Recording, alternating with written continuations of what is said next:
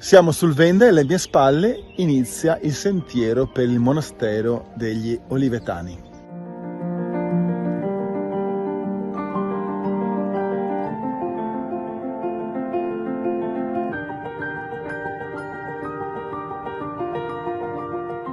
Adamo di Torreglia fu il primo monaco che visse in questo monastero, era il 1160.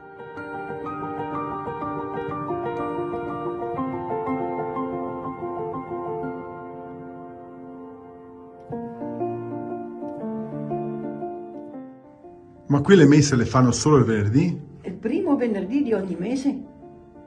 Poi ci sono le 2 messe solenni, alla fine l'ultima domenica di giugno e l'ultima domenica di agosto. Ma perché? Perché il patrono è San Giovanni Battista, che ha 2 solennità, l'unico santo che ha 2 solennità: la nascita e la decolazione e la morte.